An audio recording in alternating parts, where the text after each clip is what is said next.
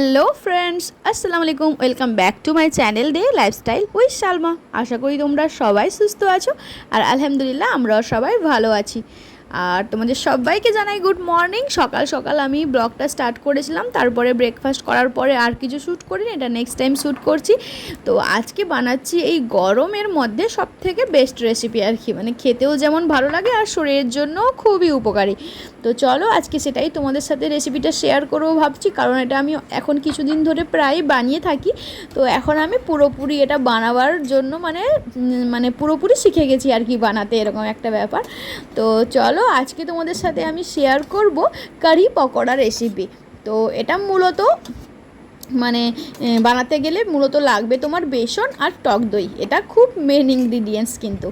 আর খেতেও খুবই সুন্দর, মানে দেখতে যেমন মনে হচ্ছে কি এটা কি হবে, মানে এমন একটা শুনেই একটা কেমন একটা মানুষের ভাব আসে না যে এটা আবার কোনো রান্না হলো নাকি, এটা কোনো খায় মানুষ, কেমন করে হবে, কেমন হবে খেতে।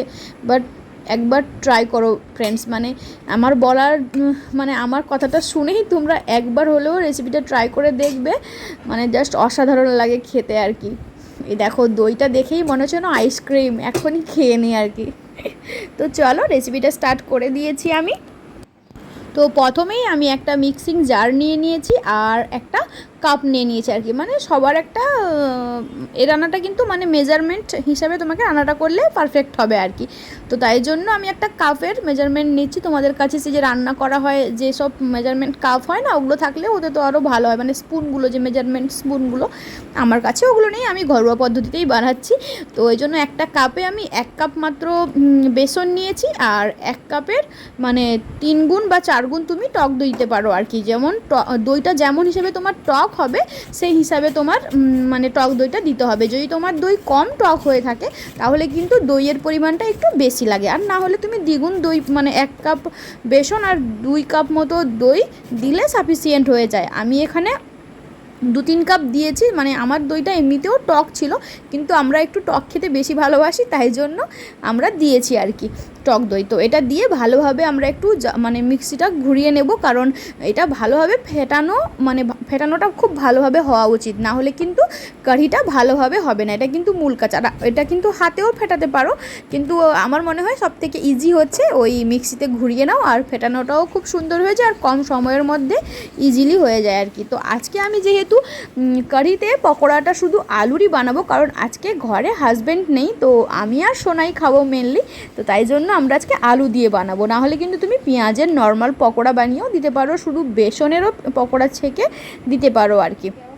তো চলো আমি এখানে ওই জন্য আলুগুলোকে স্লাইস করে করে কেটে নিয়েছি।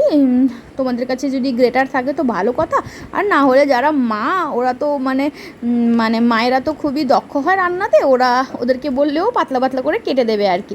তারপরে আর কি বেসনটা এদিকে সব কিছু মশলা দিয়ে হলুদ, নুন, লঙ্কা এসব দিয়ে জল দিয়ে ভালোভাবে ঘুলে নেব, যেমন আমরা পকোড়ি বানাতে গেলে বা বেগুনি বানাতে গেলে যেমন ব্যাটারটা বানাই আর কি স্বাভাবিক, সেরকমই বানিয়ে নিচ্ছি।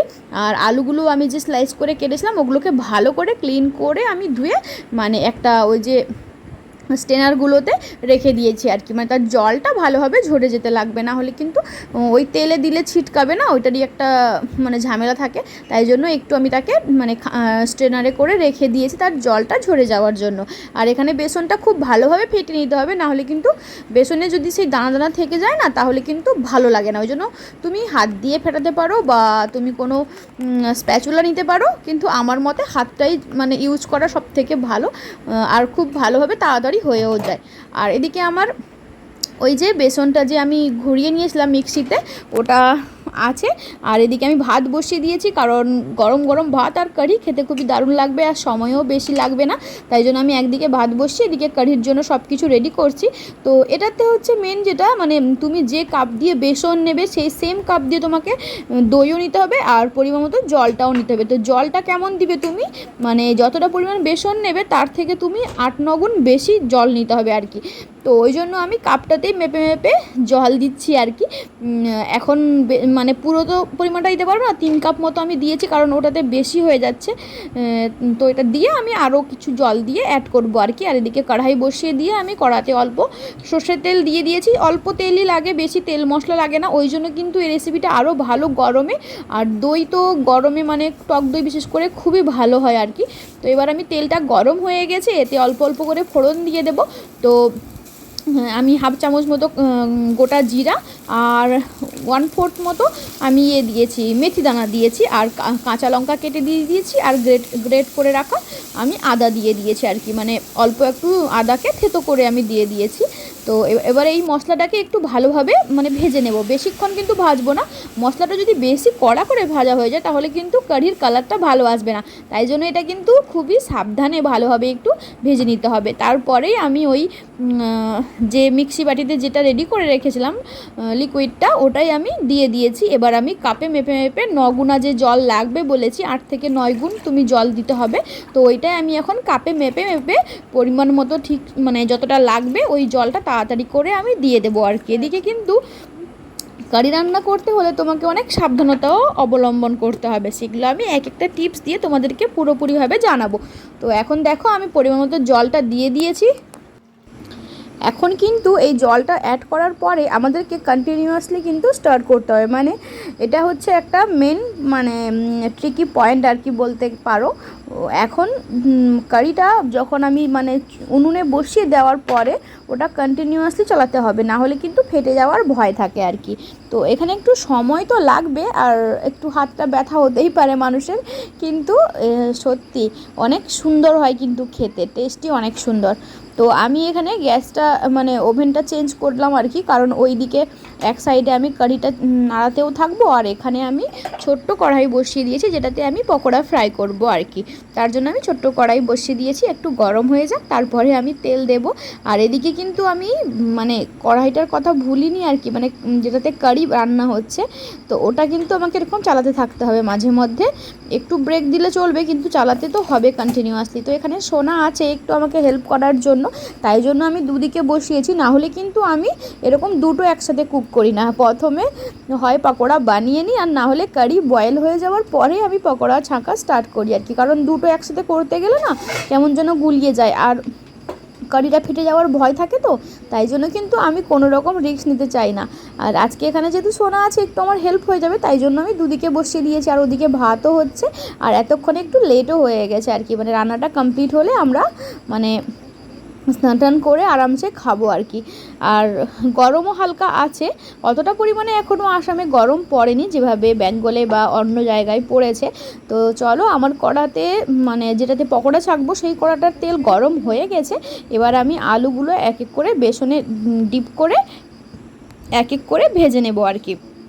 এটা তোমরা চাইলে পেঁয়াজেরও বানাতে পারো, আর প্লেন শুধু বেসনের বানালেও হবে। আমি যখন ফার্স্ট টাইম এটা ট্রাই করেছিলাম মানে বানিয়েছিলাম, তখন আমি কিন্তু প্লেন বেসনেরই বানিয়েছিলাম শুধুমাত্র, কারণ আমি তখন মানে আমি যে ভিডিওটা দেখেছিলাম মানে এই রেসিপিটা ফলো করেছিলাম যে ভিডিওটা দেখে, তাতে কিন্তু শুধু ওরা বেসনেরই দিয়েছিল আর কি।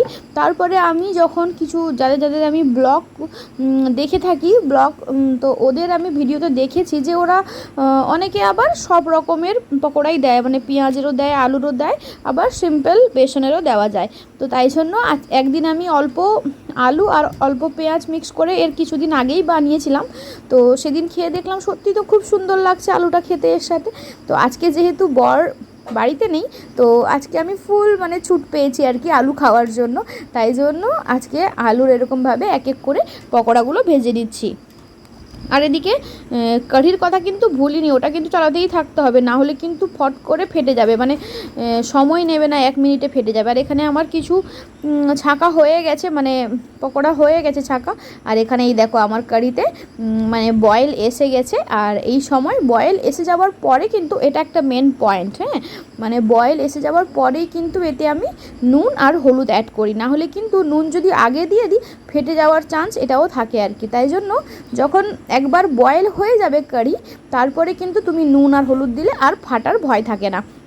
তো দেখতেই পাচ্ছ আমি যতটা পরিমাণে জল দিয়েছিলাম অনেকটাই কিন্তু এতক্ষণে মানে কমে গেছে। দেখো কিছুটা আমার কড়ার যে সাইডের দাগগুলো তার থেকে বুঝতে পারবে যে কতটা জল ছিল আর এখন কতটা কমে গেছে। তো এইরকম যতটাই সে কুক হতে হতে মানে যতক্ষণ কুক হবে অল্প অল্প হতে হতেই মানে ওর ঘনত্বটা তত বাড়তে থাকবে আর কি। তো এখানে আমি যতটা পকোড়া ছেঁকেছি সেগুলো এক এক করে দিয়ে দিচ্ছি আর কি। আর এদিকে দেখো পকোড়ার এতক্ষণে মানে মনে হচ্ছে যে কারিটা এখনও গাঢ় হয়নি, আরও গাঢ় হবে, কারণ এই পকোড়াটা দেওয়ার পরে কিন্তু আরও কিছুক্ষণ বয়েল হবে। এই দেখো এখন কিন্তু পুরো থিকনেস ওর এসে গেছে। এবার তোমরা যে যেমন পছন্দ করো, তোমরা যদি মানে এর থেকে যদি তোমরা পাতলা খেতে পছন্দ করো তো তোমরা আরও কিছু জল দিতে পারো, কিন্তু আমার মতে এই রকমই খুব সুন্দর লাগে, মানে বেশি পাতলা আমার ভালো লাগে না, এই একটু গাঢ় গাঢ় থাকবে, খেতে কিন্তু দুর্দান্ত লাগে। একবার আমার বলাতে তোমরা একবার ট্রাই করে দেখবে, কিন্তু খেয়ে তোমরা ভুলতেই পারবে না আর কি, যে এটা সত্যি খুব সুন্দর একটা রেসিপি। তো এখানে আমার কারি তো রান্না হয়ে গেছে, কিন্তু মেন এখন কাজটা বাকি আছে, মানে আসল তড়কা তো এখন দিতে হবে। তো তাই জন্য আমি এখন তড়কা প্যান বসিয়ে দিয়েছি, আর ওতে অল্প তেল দিয়ে একটু জিরে আর শুকনো লঙ্কা, যেটা হয় গোটা শুকনো লঙ্কা ভেঙে দিয়ে দিয়েছি, আর কটা কারি পাত্তা। কারি পাত্তাটা কিন্তু এটাতে একটা আলাদাই ফ্লেভার এনে দেয়, সেটা কিন্তু দেওয়াটা খুবই জরুরি। মানে কারি পাত্তার যে মানে ফ্লেভারটা সেটা কিন্তু অন্য কোনো জিনিসেই আসে না। তো আমি এখানে তেলে ওটা দিয়ে দিয়েছি, আর কারি পাত্তা দিলে তো ভীষণভাবে ছিটকায় আর কি, তাই জন্য আমি একটু দূরে সরে যাই। আর এবার আমি অল্প এখন আমি কিন্তু ফ্লেমটা অফ করে দিয়েছি, কারণ তেলটা যথেষ্ট গরম হয়ে গেছিলো, তো মশলাটা যাতে না পুড়ে যায় তাই জন্য আমি উপর থেকে বন্ধ করে গরম তেলেই এই যে লঙ্কা পাউডারটা দিয়ে দিয়েছি। আর এটাই এখন আমার কারিতে জান এনে দেবে আর কি, মানে এরকম একটা ব্যাপার। আসল ফ্লেভারটা কিন্তু এটা থেকে আসবে। এই যে আমি তড়কাটা দিয়ে দিয়েছি, আর এবার দেখতেই পাচ্ছ কালারটা কতটা চেঞ্জ হয়ে গেছে এই মানে তড়কাটা দিয়ে দেওয়ার পরে। তো চলো আমরা যখন খাবো তোমাদেরকে আরও ভালোভাবে টেস্ট করে দেখাবো আর কি। আর এই দেখো আমার কারির ফাইনাল লুক, দেখে লাগছে না ইয়ামি ইয়ামি, আর জিভে জল আসছে, যদি অবশ্যই ট্রাই করবে। আমি কিন্তু এই রেসিপিটা অনেক সময় অনেক ব্লগে দেখেছিলাম, অনেকের ব্লগে, তো আমি ভাবতাম খেতে কেমন হয় বেসন আর দইয়ের মানে রেসিপিটা, কারণ আমরা বাঙালিরা কখনো এরকম খেয়ে মানে খাইনি আর কি, আমি খাইনি কখনো। তো আমার ইচ্ছে হলেও আমি কখনো বানাইনি আর কি সাহস করে, কারণ জানি না কখন বৃষ্টি বলছি সরি, কখন ভালো হবে কি না, তো তাই জন্য আমি কখনোই বানাইনি। আর এখানে যখন আমার রুমের পাশে যারা নেবাররা ওরা যখন আমাকে বানিয়ে এই রেসিপিটা, মানে ওরা যেহেতু বিহার থেকে, ইউপি বিহার এইসব সাইড থেকে ওদের বাড়ি ওই দিকের, তো ওরা এই রেসিপিটা খুব ভালোই মানে জানে আর মানে খেয়েছে আর কি। তো ওরাই একবার বানিয়ে আমাদেরকে এমনি জাস্ট দিয়েছিল আর কি। ও জানে না যে আমি এটার রেসিপিটা কিছুদিন ধরে দেখছি আর আমার খেতে ইচ্ছে হচ্ছে, বাট আমি বানাচ্ছি না ভয়ে, কখনো বানাইনিও আর খাইনি, তাই জন্য বানাতে পারছিলাম না। কিন্তু যখন ও আমাকে বাটিতে মানে এই রেসিপি মানে সবজিটা যখন আমাকে দিয়ে বললো যে আমি কারি বানিয়েছি আজকে, আমি ভাবলাম আজকে তো আমি কারিটা টেস্ট করে বলতে পারবো যে সত্যি ভালো হয় কি না।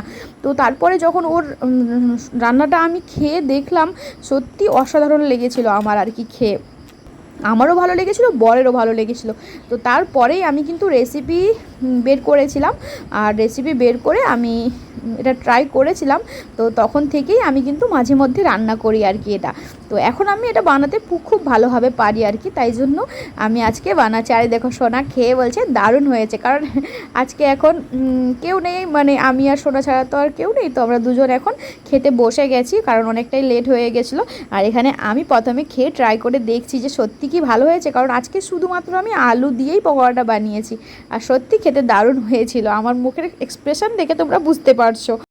তো চলো আজকের ভিডিওটা এখানেই শেষ করছি, আবার দেখা হবে নতুন একটা ভিডিওতে। ভালো লেগে থাকলে লাইক শেয়ার সাবস্ক্রাইব করতে ভুলবে না।